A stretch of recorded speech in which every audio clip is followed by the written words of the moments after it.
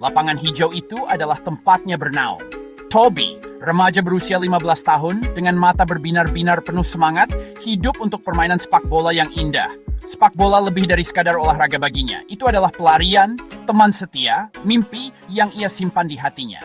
Dia bermimpi mengenakan seragam biru putih tim lokalnya yang bergengsi, Ilang FC. Setiap detak jantungnya menggemakan irama mimpinya.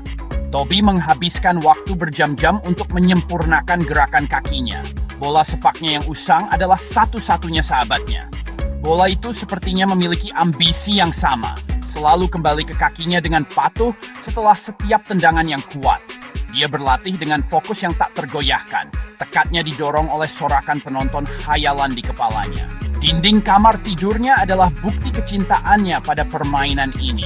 Dihiasi dengan poster-poster pemain legendaris, foto-foto mereka yang bertanda tangan menjadi sumber inspirasi yang konstan. Setiap hari, saat matahari terbenam di cakrawala, memberikan bayangan panjang di lapangan, Toby akan mengulang gol-gol ikonik para pahlawannya. Dia membayangkan dirinya di posisi mereka. Gemuruh penonton membasahi dirinya saat dia dengan mudah menggerakkan bola melintasi lapangan.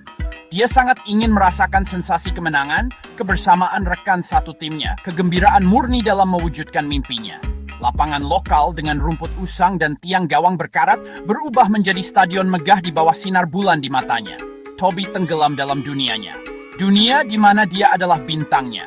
Namanya diteriakkan oleh ribuan orang. Bakatnya diakui oleh semua orang. Namun orang tuanya tidak begitu antusias. Mereka percaya pada kekuatan pendidikan, pada keamanan dari karier yang stabil. Harapan mereka untuknya berkisar pada ruang kelas dan gelar, bukan stadion dan piala. Mereka melihat sepak bola sebagai hobi, selingan yang menyenangkan, bukan jalan hidup. Kata-kata mereka, meskipun diucapkan dengan cinta dan perhatian, terasa seperti rantai yang melilit sayapnya.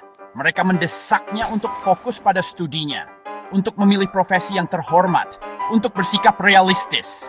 Kekhawatiran mereka datang dari rasa sayang. Tetapi bagi Toby, rasanya seperti mereka mencoba memotong sayapnya sebelum dia belajar terbang. Toby, ayahnya akan berkata, suaranya tegas namun lembut, sepak bola adalah olahraga yang bagus, tetapi itu bukan karier. Kamu perlu membangun masa depan yang aman untuk dirimu sendiri. Ibunya, yang selalu lebih lembut, akan mengangguk setuju. Matanya penuh dengan kekhawatiran. Pendidikanmu adalah aset terpentingmu. Dia akan menambahkan, itu adalah kunci kehidupan yang baik. Toby mengerti sudut pandang mereka. Dia benar-benar mengerti. Dia tahu mereka menginginkan yang terbaik untuknya, bahwa kekhawatiran mereka datang dari rasa sayang. Tapi hatinya sakit dengan permohonan diam-diam, permohonan agar mereka memahami hasratnya, untuk melihat api yang berkobar di dalam dirinya, untuk mendukung mimpinya, meskipun itu membuat mereka takut. Sahabatnya, Sarah adalah pendukung utamanya. Dengan kecerdasan dan senyumannya yang ramah, Sarah selalu bisa membuat tantangan yang paling sulit sekalipun terlihat mudah. Dia percaya pada Toby, pada bakatnya, pada mimpinya. Keyakinannya pada Toby adalah secercah harapan, sebuah pengingat yang selalu ada bahwa dia tidak sendirian dalam mengejar mimpinya. Mereka menghabiskan waktu berjam-jam membicarakan latihannya. Tawa Sarah menggema saat Toby menceritakan keberhasilan dan kegagalannya di lapangan. Sarah adalah teman curhatnya, tempatnya bertukar pikiran, pendukung terbesarnya. Sarah akan duduk di pinggir lapangan. Kehadirannya menjadi sumber semangat yang konstan saat Toby memacu dirinya lebih keras, berjuang untuk mencapai kesempurnaan di setiap sesi latihan yang melelahkan. Kamu pasti bisa, Toby, katanya dengan penuh keyakinan. Aku sudah melihatmu bermain. Kamu hebat. Kata-katanya seperti bahan bakar untuk semangatnya, menyalakan kembali tekad dalam dirinya. Dia melihat potensi Toby, bakat alaminya, dan dia tidak takut untuk mengingatkannya, terutama ketika rasa ragu mulai muncul. Dukungan Sarah yang tak tergoyahkan adalah sumber kekuatan bagi Toby. Keyakinan Sarah padanya yang memungkinkan Toby untuk membungkam keraguan, melewati rasa takutnya, dan mengejar mimpinya dengan segenap jiwa raganya. Sarah adalah tempatnya bergantung, sebenarnya, sesungguhnya BT, silap besar shredder dan betap mimpi Toby. Hari seleksi Eagle FC tiba, tanggal yang dilingkari merah di kalender Toby selama berbulan-bulan. Udara bergemuruh dengan antisipasi saat dia memakai sepatu bolanya yang usang. Setiap tali diikat dengan campuran kegembiraan dan kegugupan. Jantungnya berdebar kencang di dadanya, seperti suara drum yang menggemakan sorak-sorai penonton yang sering ia bayangkan. Dia bermain dengan sempurna. Setiap umpan tajam, setiap tembakan tepat, setiap gerakan menjadi bukti dedikasi dan kerja kerasnya. Lapangan terasa seperti perpanjangan dari dirinya sendiri. Tubuhnya bergerak dengan keanggunan naluriah yang mengesankan, bahkan para pelatih yang berwajah datar. Toby berada di elemennya, bakatnya terpancar dengan setiap sentuhan bola. Seiring berjalannya seleksi, Toby merasakan gelombang harapan. Dia bisa melihat tatapan kagum yang dipertukarkan antara para pelatih, mendengar gumaman persetujuan mereka saat dia dengan mudah melewati lawan-lawannya. Inilah saatnya, kesempatannya untuk membuktikan dirinya, untuk menunjukkan kepada semua orang kemampuannya. Peluit akhir berbunyi menandakan berakhirnya seleksi. Toby berdiri di lapangan, dadanya naik turun, otot-ototnya terasa sakit. Tapi dia tidak peduli, dia telah memberikan segalanya, mencurahkan hati dan jiwanya di setiap menit di lapangan itu. Sekarang, menyamsiwarikan senaiku hasilnya. Masa depannya bergantung pada keputusan tersebut. Dan kemudian itu terjadi, sebuah tabrakan. Rasa sakit yang tajam dan panas menjalar di kakinya. Toby terjatuh, memegangi lututnya, wajahnya meringis kesakitan. Dunia di sekitarnya berubah menjadi kabur dengan wajah-wajah cemas dan teriakan panik.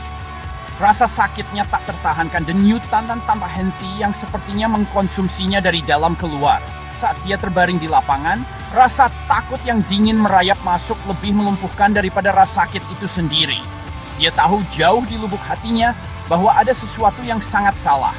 Mimpi yang telah dirawatnya dengan sangat hati-hati, mimpi yang telah ia korbankan begitu banyak, menghilang seperti pasir di antara jari-jarinya. Diagnosanya cepat dan brutal. Ligamen robek, operasi, rehabilitasi berbulan-bulan.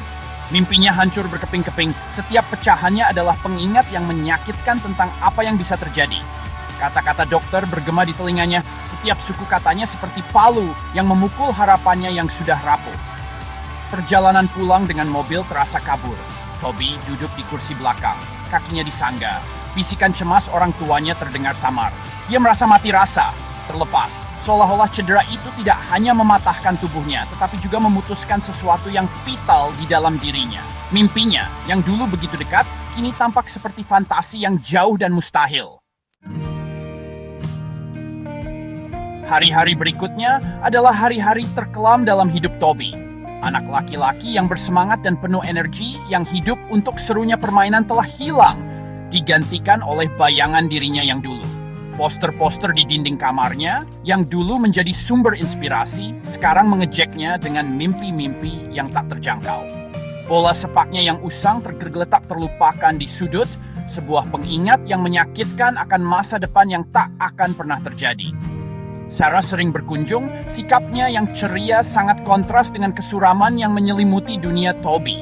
Dia mencoba menghiburnya, untuk menyalakan kembali percikan api yang telah meredup di dalam dirinya, tetapi kata-katanya sepertinya tidak dengar. Rasa sakit, baik fisik maupun emosional, sangat mendalam, tidak menyisakan ruang untuk harapan atau optimisme. Orang tuanya, kekecewaan awal mereka digantikan dengan perhatian dan kasih sayang. Mencoba sebaik mungkin untuk mendukungnya. Mereka mengantarnya ke sesi fisioterapi yang tak ada habisnya, dengan sabar mendorongnya untuk minum obat dan menawarkan kata-kata penghiburan yang, meskipun bermaksud baik, tidak banyak membantu menenangkan jiwanya yang terluka. Minggu demi minggu berlalu, Toby perlahan mulai menerima kenyataan pahit dari situasinya.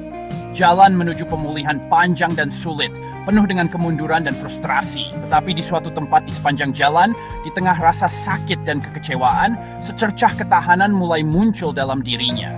Api yang pernah menyala begitu terang untuk sepak bola masih ada, meskipun redup dan membara.